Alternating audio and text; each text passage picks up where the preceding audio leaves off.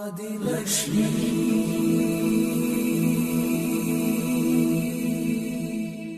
श्री धनलक्ष्मी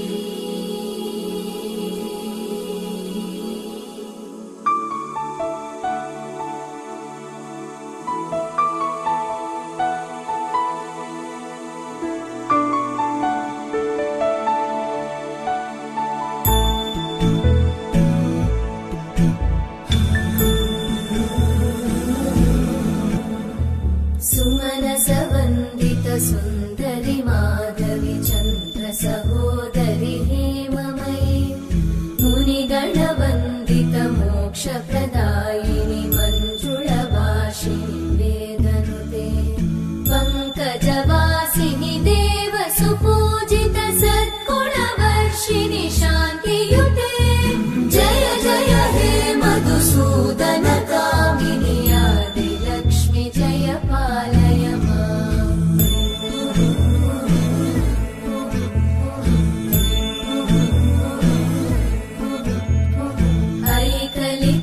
ऐकलिकल्मषनाशिनि कामिनि वैदिकरूपिणि वेदमये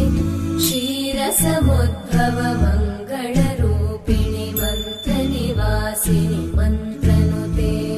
मङ्गलदायिनि अम्बुजवासिनि देवगणाश्रितपादयुते जय जय हे मधुसूदन कामिनि धान्यलक्ष्मि जय पालय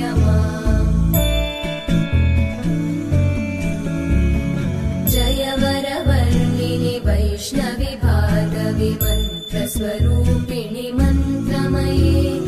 सुरगणपूजित शीघ्रफलप्रद ज्ञानविकासिनि शास्त्रनुते भवभयहारिणि पापविमोचनि साधुजनाश्रितपादयुते जय जय हे मधुसूदन कामिनि धैर्यलक्ष्मि जय पालय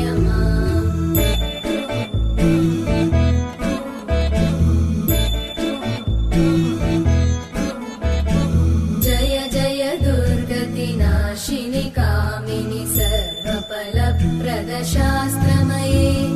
रथगजतुरगपदादि समानुत परिजनमण्डित लोकनुते हरिहर ब्रह्म सुपूजित सेवित तापनिवारिणि पादयुते जय जय हे मधुसूदन कामिनि श्रीगजलक्ष्मी पालय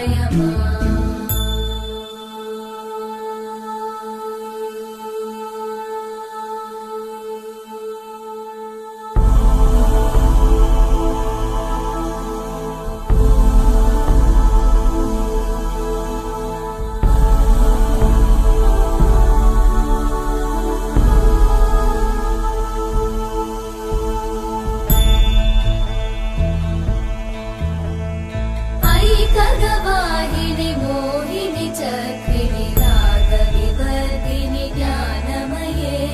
गुणगणवारिधि लोकहितैषिणि सकलस्वरवरगाननुते सकलसुरासुरदेव मुनीश्वर मानववन्दित पादयुते जय जय हे मधुसूदन कामिनि सन्तानलक्ष्मि पालय